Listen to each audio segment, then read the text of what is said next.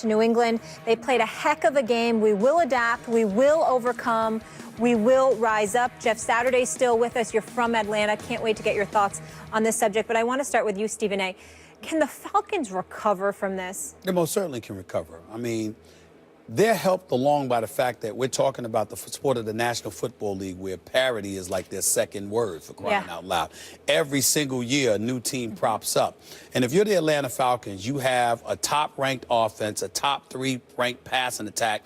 The combination of Devontae Freeman and Tevin Coleman can really do some things out of that backfield. That offense is not going anywhere. You also happen to have the best receiver in football, as far as I'm concerned, in Julio Jones. And so Matt Ryan is your reigning league MVP, 38 touchdowns, just 7 interceptions. He was absolutely sensational this year. Came up smaller than expected, but we also have to give credit to the New England Patriots in terms of the time spent on the field, 40 minutes. They kept Matt Ryan off the field. As a matter of fact, when the Falcons had like a 28-3 lead or even 28-9, they literally had gone like an hour and 8 minutes without the ball. You know, I mean, that's how crazy it was. And so when you look at it from that perspective, it's very difficult to judge Matt Ryan outside of that sack that he should not have taken, should not have put himself in position to take it. It's pretty hard to judge Matt Ryan and the offense too critically. And then when you look at that defense, I got to admit to you, for 2.5 quarters, I was incredibly impressed and shocked. I'm like, I looked at Deion Jones, I looked at Freeney and Beasley and Jarrett and these boys and the way they were getting at Brady. The secondary is young, and they were going up against the surgeon. If they were going up against anybody other than Tom Brady or Aaron Rodgers, because I believe Aaron Rodgers has that capability, anybody other than those two, and they beat Aaron Rodgers, so let's not forget that. But if it's not Tom Brady, you're winning this Super Bowl. And so when I look at it from that perspective, I definitely think that the Atlanta Falcons have put the football world on notice that they're coming. This was a devastating loss, but they've been incentivized more so than ever to come out the block next season. And they weren't winning games by a field goal in the playoffs. Their offense is for real, and their defense was coming around, right? So, you know, can they recover? Of course they can recover. They got the talent to do it, and if their defense gets better, look out. And as they, enter their primes, they should. But will they recover is another story, because the rest of the league they also got a little fortunate in the playoffs. Green Bay was incredibly banged up by the time they played them. They didn't have to face the Cowboys and the ball control offense, right? And the Cowboys are going to be able to focus on the defensive side of the ball. The league catches on to what you run offensively and imitates. Next year's Raiders can be this year's Falcons, and almost were anyway, right? And look like they have more talent on the defensive side of the ball. I know it's the other conference, but in other words, the league adapts and comes at you. Can they recover? Look, Seattle lost in similarly devastating fashion to the Patriots, a game they should have won. And though they didn't go as far since then, it's not because they were psychologically destroyed. It's because Earl Thomas got hurt and the offensive line fell apart. It wasn't a psychological destruction of the team. So the Falcons can, and it remains to be seen if they have the kind of wherewithal and character to actually do it. Yeah, I would say not only can they, I think they will. I mean, you're talking about Dan Quinn, who I have a ton of respect for as a head coach. Matt Ryan's leading the helm at QB. You got a bunch of young players who really gave this game away. I mean, if you look at this, give the Patriots a ton of credit. They hung in there. They battled. Greatest game, that I've watched Super Bowl-wise. It was incredible. I mean, I absolutely thought it was just an intense football game, but they made the errors to keep a team in it. This could have been a rout. I mean, let's. Who do you blame for that? Is it the players, situational? the it's both. I mean, it's both. So from the 3rd and 1, the strip sack, I would lean that towards Shanahan. But again, at that point, you're trying to be aggressive. You're trying to stay with it. I would have handed it off and then punted it. Okay, so the strip sack goes. The very next series, though, you're inside the 25-yard line. You run it the first time. New England calls a timeout, so you know they're going to use their timeouts. You're going to drain them somehow. Run the ball 2 more times. Dan Quinn.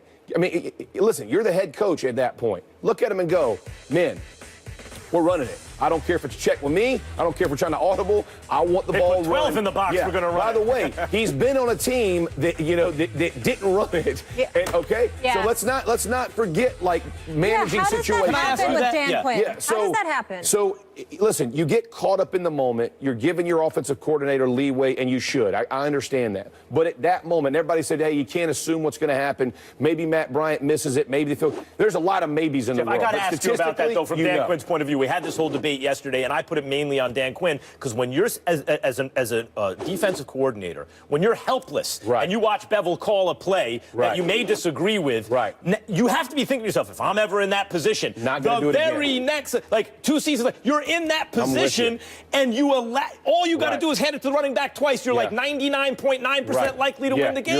You're 11 points up. They're out of timeouts. There's 3 minutes and 40 seconds. You know your defense is gassed. Look, from the third quarter on, really halfway through the third quarter, you saw they were gassed. And we talked about it before. You see how much they've been on the field and how difficult it is to stay with them. You're seeing Brady. You're seeing the momentum change and go the other way. After Julio makes that catch, you got to take advantage of it. All that being said, though, you have a lot of very young players, and they are set up to be very good the next few years. And so, as you're looking at this football team, you're going to lose Shanahan. Obviously, he's in San Fran. You're probably going to lose your quarterback coach. He's going to go to the Rams. So you have all kinds of issues that you're talking about. But you got to stick with the same philosophy, because you've bought into the philosophy. Your offensive line mimics it. Your 2 running backs mimic it. Your receiving core, all of that mimics what you want. You have the players in place. Defense is going to be just fine. This is a first and second year, a bunch of players. Dan Quinn's going to have these boys right. They're going to get after it. They're going to do it. But I think from a coaching perspective, you walk in and go, men, we let it go. But here's where you got to pull up the bootstraps, men. We got to keep battling, because we are a very good football team, and this could be the start of a dynasty-style team. And I truly believe that. I told somebody a month and a half ago, this may be the deepest offense in total that I've ever seen. Yep. That's a greatest show on turf.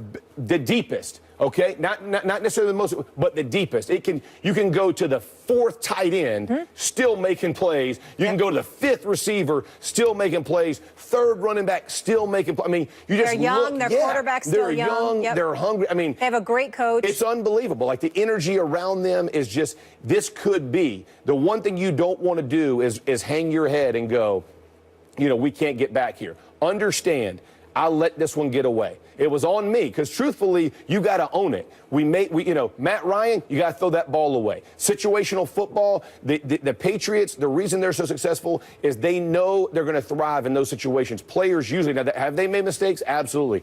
I've been on teams and taken advantage of it. I love it because it's so rare. But you got to own it and go, you know what? Should have thrown the ball away. You know what? Should have went for it.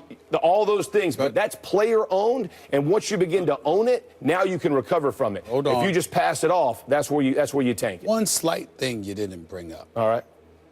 We said practically the same thing a year ago about the Carolina Panthers, and they're in the same division. So the thing about that, we have to be careful. I believe in Atlanta, based off of what I've seen, and Carolina never had this offense, and that's fair. But the flip side to it is that they're within the same division. And the fact that they're going to be butting heads with one another, and the last 2 losers of the Super Bowl are in the same division, and you got that brother Cam coming.